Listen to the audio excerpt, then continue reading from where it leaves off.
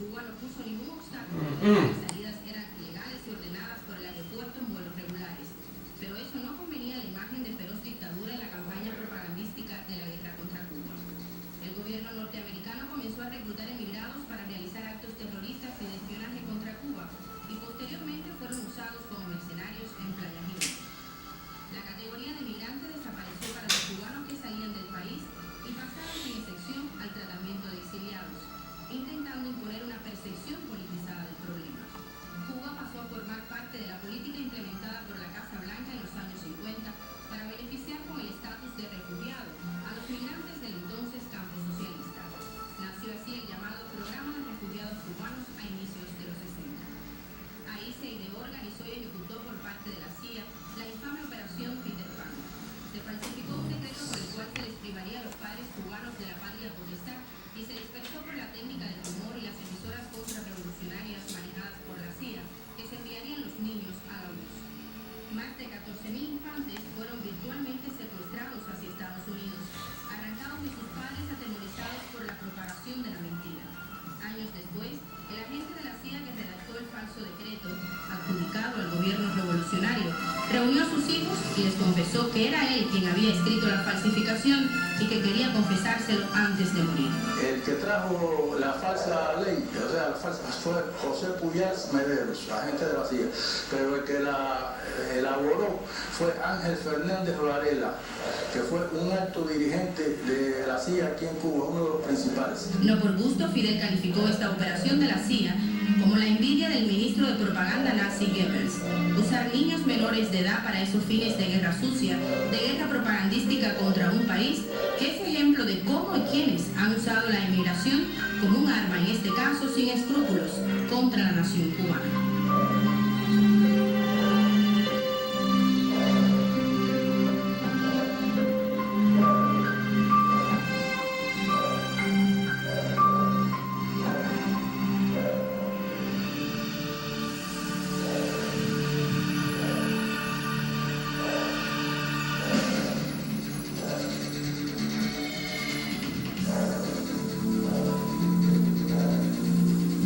El centro de la estrategia del bloqueo económico contra Cuba era y es hacer sufrir privaciones y escaseces al pueblo para que éste se subleve contra la revolución.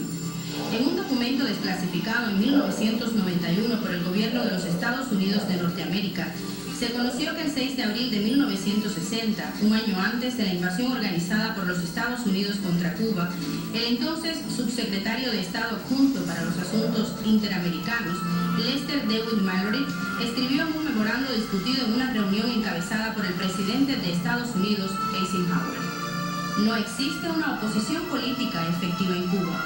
Por tanto, el único medio previsible que tenemos hoy para enajenar el apoyo interno a la revolución es a través del desencanto y el desaliento, basados en la insatisfacción y las dificultades económicas.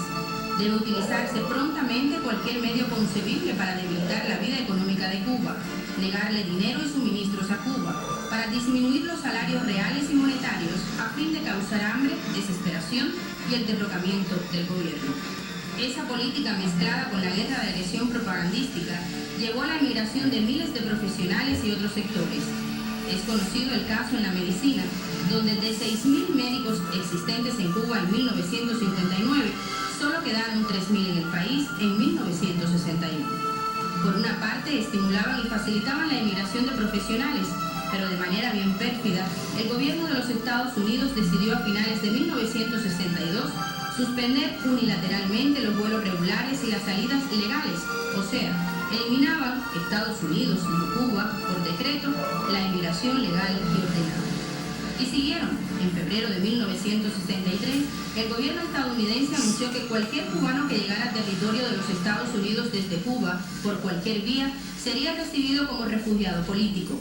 Pero si un cubano llegaba desde un tercer país, era recibido como un extranjero y quedaría sujeto a las restricciones migratorias existentes en los Estados Unidos para los provenientes de cualquier país, excepto de Cuba. En otras palabras, salgan huyendo, roben embarcaciones, hagan lo que sea, pero que den la imagen que están huyendo de Cuba. Lo demás no interesa.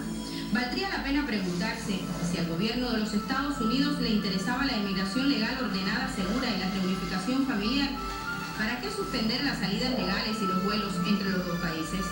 El objetivo real era estimular los shows propagandísticos, el secuestro de aeronaves y las salidas ilegales como parte de la guerra sucia de propaganda contra Cuba. Nuevamente no es la isla, sino los Estados Unidos, quienes impiden, dificultan, obstaculizan la inmigración legal y ordenada, todo por usar el tema migratorio como un arma más en la guerra contra Cuba y la revolución.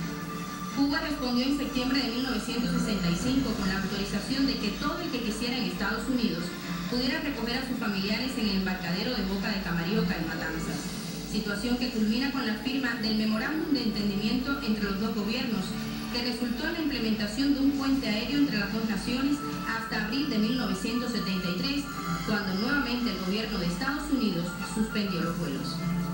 Pero fue Cuba la que luchó porque la emigración no fuera un arma de agresión política, sino un proceso legal y normal.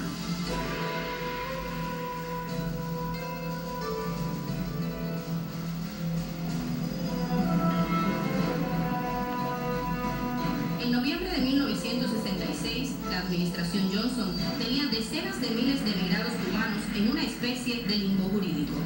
Decidieron promulgar el acta de ajuste cubano, que en esencia ajustó el estatus de los cubanos que ya estaban allí, legalizando su situación, y consideraba a partir de ese momento como refugiado político a cualquiera que llegara de Cuba por ser este un país comunista, o sea, cualquier cubano que llegara a Estados Unidos por cualquier vía, incluyendo las ilegales, recibiría inmediatamente permiso de residencia, con permiso de trabajo, y al año se le otorga residencia permanente. La ley de ajuste cubano estuvo dirigida a promover las salidas ilegales y se promulgó cuando aún funcionaba el puente aéreo en Varadero y a un año de haberse restablecido la inmigración legal. Esencialmente, ante todo, una ley batistiana. ¿Por qué digo esto? Porque lo dice la ley. Es una ley muy corta, apenas 2 paginitas, 4 o 5 párrafos. En cada párrafo dice que por medio de esa ley se legaliza el estatus migratorio en los Estados Unidos de aquellos cubanos que llegaron a Estados Unidos el día 1 de 1959 o después. Cuba era, según las estadísticas norteamericanas del Departamento de Inmigración de Estados Unidos, hasta el año 1958, el segundo país emisor de migrantes a Estados Unidos de este continente. En aquella época la información del Departamento de Inmigración tenía 3 categorías hablando de este continente. 1, México, como es lógico. 2, Cuba. 3, el resto del hemisferio. Había entonces en Estados Unidos decenas de miles de inmigrantes cubanos cuyo estatus no fue legalizado. Fueron una ley batistiana porque se hizo para legalizar a aquellos que habían llegado huyendo el 1 de enero, por supuesto sin visa, sin trámites migratorios, los que se escaparon de Cuba, los batistianos. Y discriminó a todos los demás cubanos que estaban en Estados Unidos, que no eran pocos. Además de ser batistiana, es un instrumento fundamental para la manipulación del tema migratorio y para promover, para provocar las salidas ilegales, las entradas ilegales en Estados Unidos, porque bastaba con estar allí después del 1 de enero de 1959. Antes no, los que llegaron antes nunca fueron legalizados por Estados Unidos. Esta norma, conocida popularmente como la Ley de Ajuste Cubano, está vigente hoy en día, pero lejos de eliminarse, como indicaría el derecho y los acuerdos firmados entre los dos países, se ha ampliado y potenciado.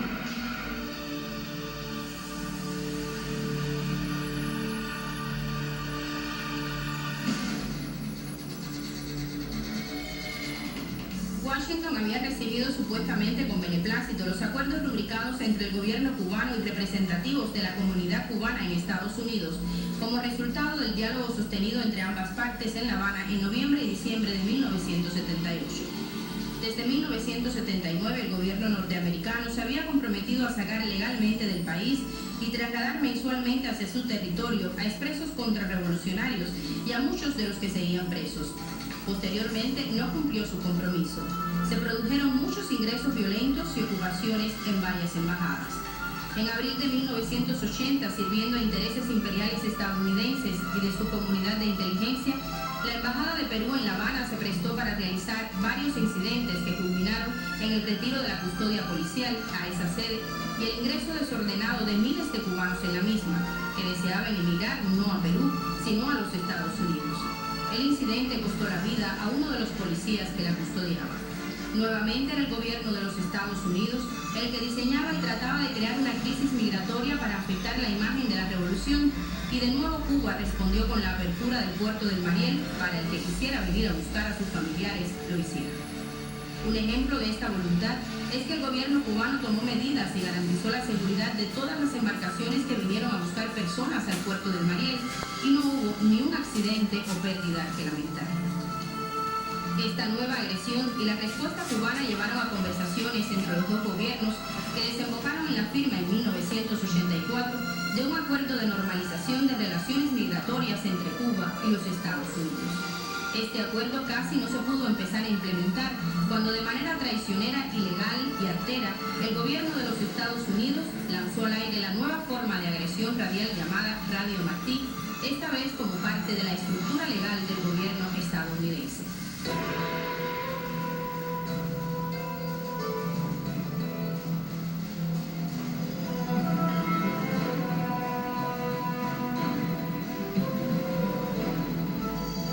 A finales de 1991 desapareció la luz.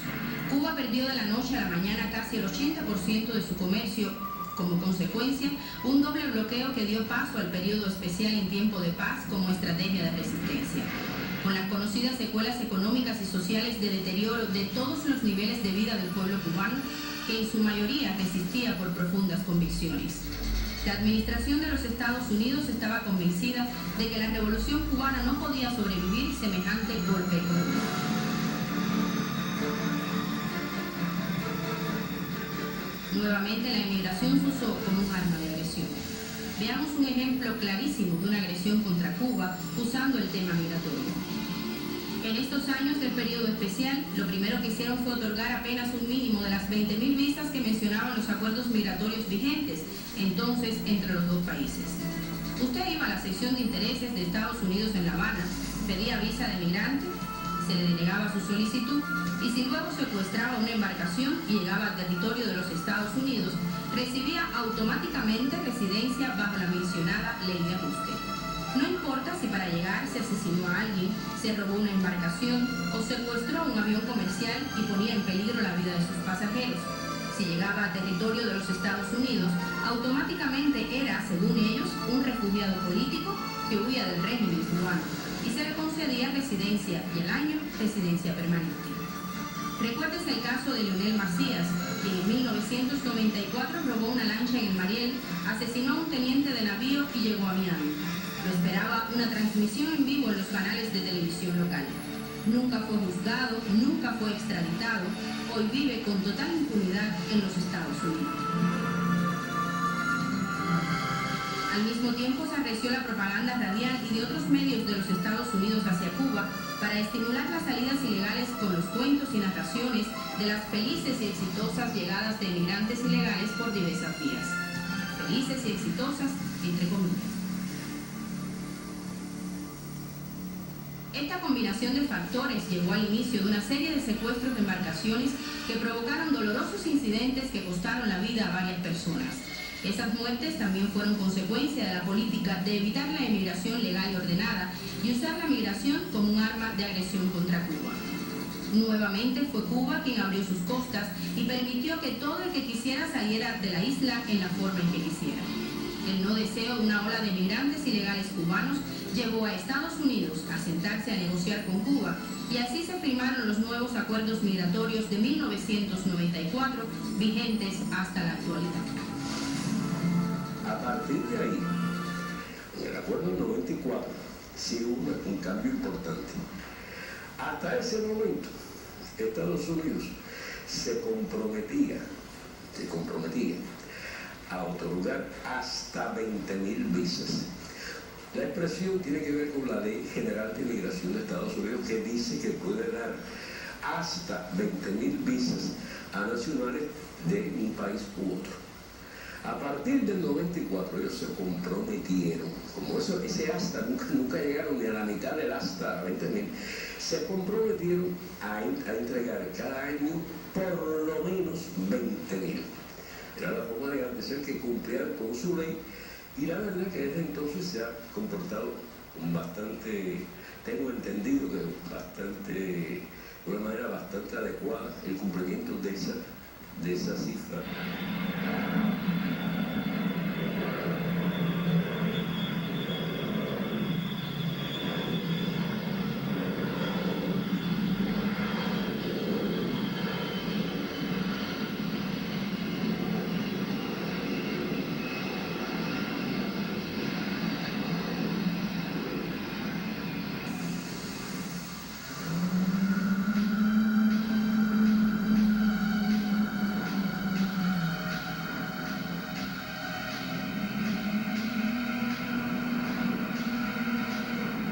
Posterior a los acuerdos migratorios de septiembre de 1994 y la declaración de mayo de 1995, se introdujo la política de los pies secos y pies mojados para tratar de mantener la inmigración ilegal y revitalizar la ley de ajuste cubano.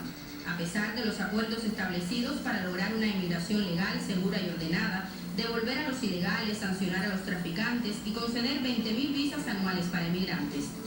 La mezcla causó el incidente del secuestro del niño cubano Elian González.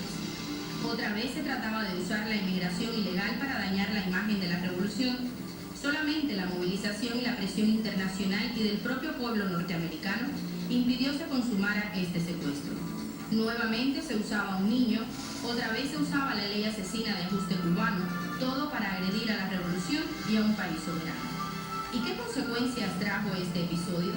Entre otras, que el gobierno de los Estados Unidos decidió ampliar la ilegal política de pies secos y pies mojados, iniciada en 1995. Con los acuerdos migratorios, en el año 95, Estados Unidos decidió que a partir de ahí no iba a seguir admitiendo a aquellos que interceptaran en alta mar. Y eso es muy importante, pues eso es otra de las leyendas creadas por la política y la propaganda anticubana. La gente se iba, se arriesgaba, es cierto, pero en alta mar las unidades de la Marina norteamericana las transportaban hacia Estados Unidos, las ayudaban, hasta que ellos deciden no hacer más eso, sino que aquellos que interceptaban en alta mar los devolvían para Cuba. Los que llegasen a territorio norteamericano se quedaban allá. De ahí esa expresión, pies secos, pies mojados. O sea, los que eran capturados en el mar antes de llegar al territorio norteamericano, los devolvían hacia otro país, y los que entraban del lado de allá se acogían a la famosa ley de ajuste cubano.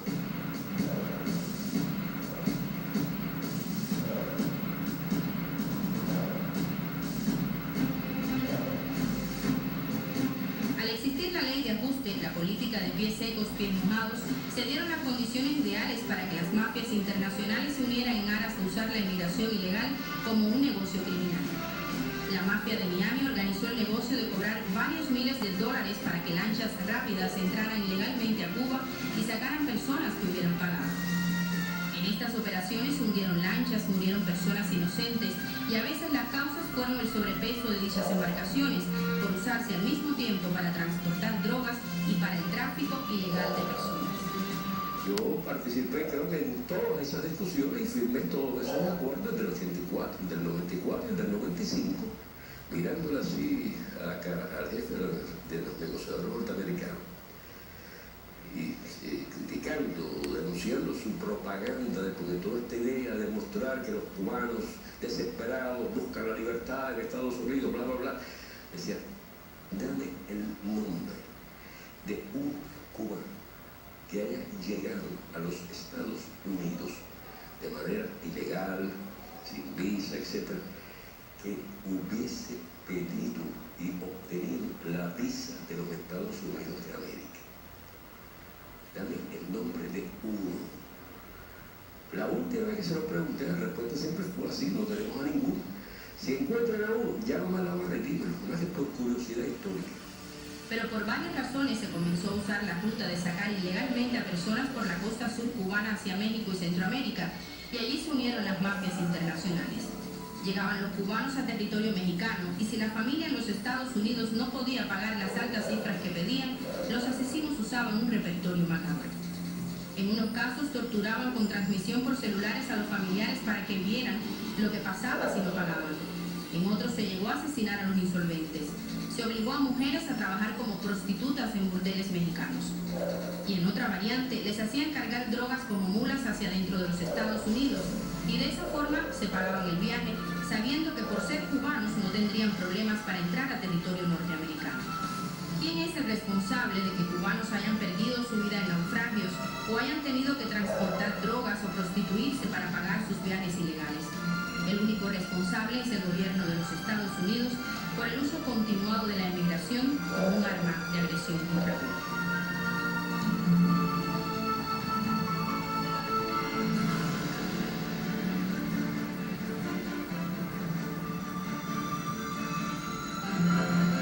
Este mal uso de la emigración sigue en activo hoy como política del gobierno de los Estados Unidos. Existen programas nacidos de directivas presidenciales norteamericanas para proporcionar y estimular con facilidades existentes solo a profesionales cubanos, como el Cuban Medical Professional Parole Program, una iniciativa que coordina desde el año 2006 el Departamento de Estado y el Departamento de Seguridad Nacional de Estados Unidos. Tal como se puede leer en la web, ofrecen tratamiento especial de las embajadas norteamericanas en cualquier país del mundo y una vía rápida para entrar a Estados Unidos a profesionales médicos y de enfermería, fisioterapeutas, técnicos de laboratorio y entrenadores deportivos integrados en las misiones médicas cubanas en el exterior. También se hostiga y se persigue a talentos cubanos de distintas esferas para que abandonen delegaciones y eventos en los que participan. Se estimula por parte de la CINA y los servicios especiales estadounidenses a que se realicen provocaciones públicas de carácter político dentro de Cuba con la promesa de darles visas de refugiados políticos si lo hacen.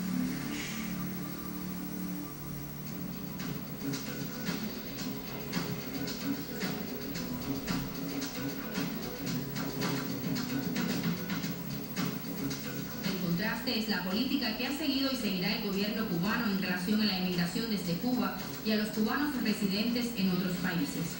El gobierno revolucionario seguirá defendiendo la inmigración segura, legal y ordenada, así como la normalización de los vínculos con sus emigrados.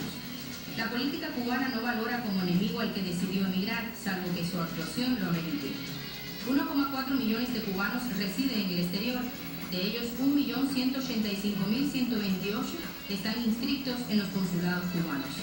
Como ejemplo de la política seguida por el gobierno de la isla ya en 1978, se convocó a una representación de los emigrados que sostenían una posición de respeto hacia Cuba a un diálogo, como consecuencia del cual se procedió a la excarcelación y salida de más de 3.000 presos y expresos contrarrevolucionarios y el inicio de visitas regulares de emigrados al país. Esta política continuó con la celebración de las conferencias La Nación y la Emigración de 1994, 1995 y 2004, y los dos encuentros de cubanos residentes en el exterior en contra del bloqueo, el terrorismo y a favor de la libertad de los 5 héroes en marzo de 2008 y enero de 2010. Resultado de la política migratoria cubana es el incremento de los viajes a la isla, lo que demuestra el interés de mantener los vínculos con su emigración. En el 2011, cerca de 400.000 cubanos residentes en el exterior visitaron Cuba. De la primera conferencia La Nación y la Migración, se derivaron medidas como la eliminación del requisito que establecía que si un cubano emigraba legalmente, debía esperar 5 años para retornar al país. La autorización de jóvenes cubanos que residen en el exterior a cursar estudios de posgrado en Cuba. La eliminación de la obligatoriedad de hospedarse en hoteles a los emigrados que visitaban a familiares en la isla. Flexibilización de las causales para la repatriación o regreso definitivo al país, dejar de exigir el permiso de entrada para quienes poseen el permiso de residencia en el exterior y la creación del permiso especial de residencia en el exterior. Cuba ha cumplido los acuerdos migratorios que ha firmado con los Estados Unidos. Ha luchado porque la inmigración sea legal, segura y ordenada, y para el gobierno cubano el proceso de normalización de las relaciones con su emigración es continuo, irreversible y permanente.